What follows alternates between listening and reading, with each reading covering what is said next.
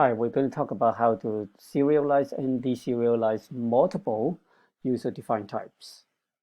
And again, there is no standard way of doing this, so this is just one of the possibilities. Now, we have seen how to serialize a single user-defined type, and that is just to turn all of its attributes into a dictionary and put that in a JSON string.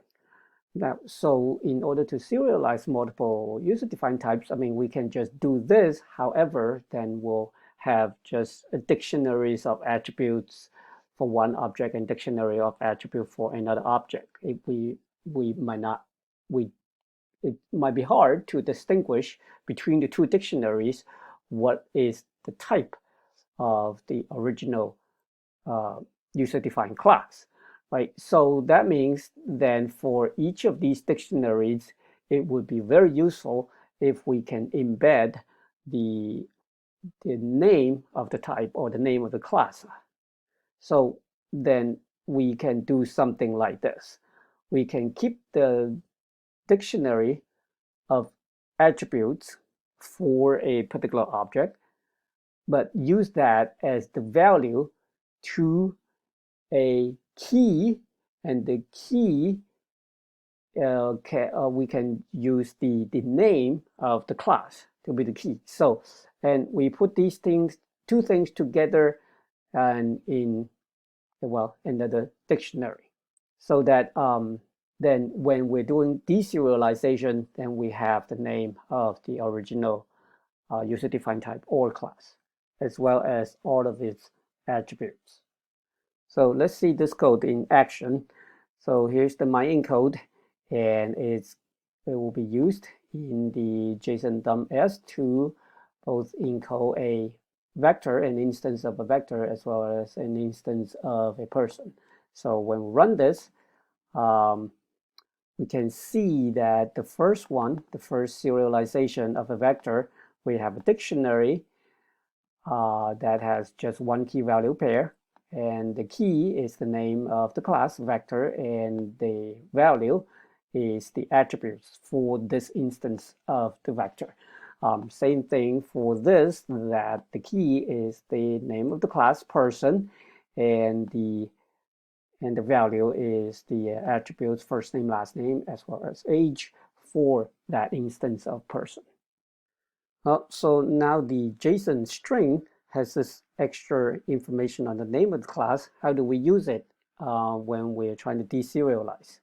Well, so in the process of deserialization, let's say we have a JSON, a string that is a vector, then this O that is given is a dictionary that has a key that says vector, so we can look inside the dictionary to see if there's the word vector, and if there is, then we get the value for vector, right? So we get the value for vector in this dictionary, which is the dictionary that contains all of its attributes for that instance of vector, and we can then get the x attribute and the y attribute and reconstruct the original vector. And the same idea if the JSON string contains an instance of person. So if we look inside the O, and if we find the word person, then we know it has an instance of person, and we can get all of its attributes to construct or to reconstruct an instance of the person. So I've already typed this out in PyCharm, and let's see this in action. So here, first one, I have a JSON vector, just like what I just showed. So I'm going to try to deserialize it using the myDecode function. And so let me run that, copy and paste, and then, I didn't import JSON. Okay, there we go. Okay, JSON OS in, we are going to look inside here, and here we go. We have a v1 reconstructed equal to vector and x and y having the proper values. Same thing for P1, and note that we are using the exact same decoder, right? So we'll do that.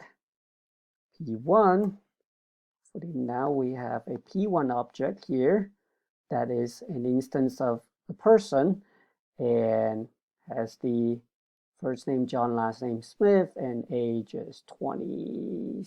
There we go.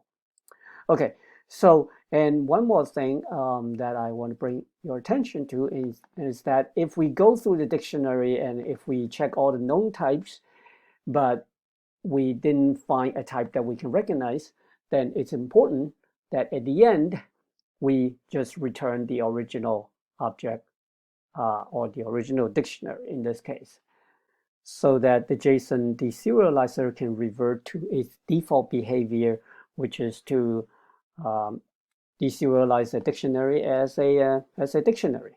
So I have an example here. So that a JSON string contains an unknown class full that we didn't try to reconstruct here. So I'm going to paste it here, JSON unknown, and then I'm going to try to reconstruct it using our custom decoder, and it should work. And what it reconstructed is just as you can see, it's just a dictionary that contains bar and bar. That's the only attribute.